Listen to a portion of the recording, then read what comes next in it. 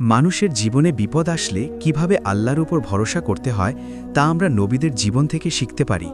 উদাহরণস্বরূপ, প্রফেট ইব্রাহিম আলাইহিওয়াসাল্লাম যখন আগুনে নিক্ষেপ করা হয়েছিলেন তখন তিনি আল্লাহর উপর পূর্ণ ভরসা করেছিলেন। আল্লাহ সেই আগুনকে ঠান্ডা করে দেন। আরেকটি ঘটনা হল প্রফেট ইউনুস আলাইহিওয়াসাল্লামের। তিনি যখন মাছের পেটের ভেতরে অন্ধকারে ছিলেন তখন তিনি আল্লাহকে ডাকেন এবং আল্লাহ তাকে সেই কঠিন বিপদ থেকে উদ্ধার করেন। এই ঘটনাগুলো আমাদের শেখায় যে আল্লাহর উপর ভরসা করলে কোনো বিপদই বড় নয়। বিপদের সময় মানুষের করণীয়।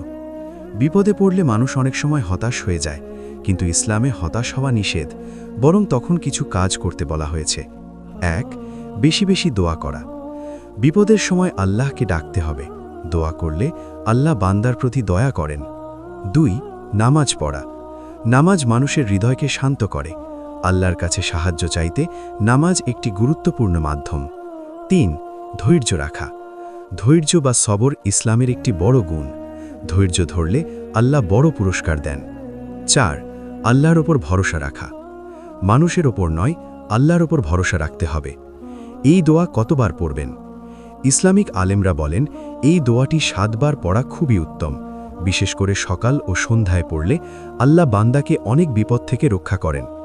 যদি কোনো বড় সমস্যা বা দুশ্চিন্তা থাকে তাহলে মন থেকে বারবার এই দোয়া পড়তে পারেন। দোয়া কবুল হওয়ার কিছু শর্ত। অনেকেই বলেন আমরা দোয়া করি কিন্তু কবুল হয় না। আসলে দোয়া কবুল হওয়ার জন্য কিছু বিষয় গুরুত্বপূর্ণ।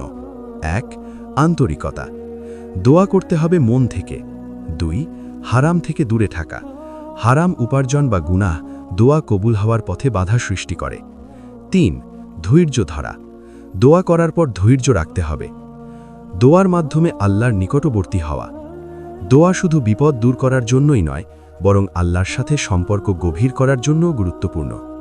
যখন মানুষ দোয়া করে তখন সে আল্লাহর সামনে নিজের দুর্বলতা স্বীকার করে।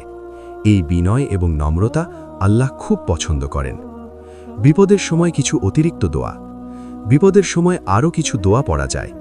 একটি খুব বিখ্যাত দোয়া হল লা ইলাহা ইল্লা আন্তা সুবহানাকা ইন্নী কুনতু মিনাজ জালিমিন।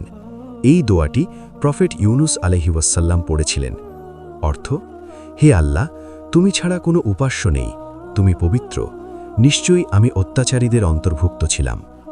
আল্লাহ কখনো বান্দাকে একা ছেড়ে দেন না। মানুষ যখন ভাবে তার আর কোনো সাহায্যকারী নেই, তখনও আল্লাহ তার পাশে থাকেন। অনেক সময় বিপদই মানুষের জন্য কল্যাণ নিয়ে আসে। বিপদ মানুষের ঈমানকে শক্তিশালী করে এবং তাকে আল্লাহর কাছাকাছি নিয়ে যায়।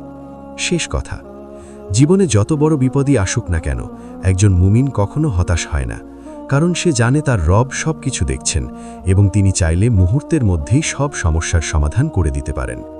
তাই যখনই জীবনে কোনো সমস্যা বা দুশ্চিন্তা আসে তখন এই দোয়াটি পড়ুন: হাসবি আল্লাহু লা ইলাহা ইল্লা হুয়া আলাইহি তাওয়াক্কালতু ওয়া হুয়া রাব্বুল আরশিল আজিম। আল্লাহর ওপর ভরসা রাখুন, ধৈর্য ধরুন এবং বেশি বেশি দোয়া করুন। ইনশাআল্লাহ আল্লাহ আপনার সব বিপদ দূর করে দেবেন এবং আপনার জীবনকে শান্তি ও বরকতে ভরিয়ে দেবেন।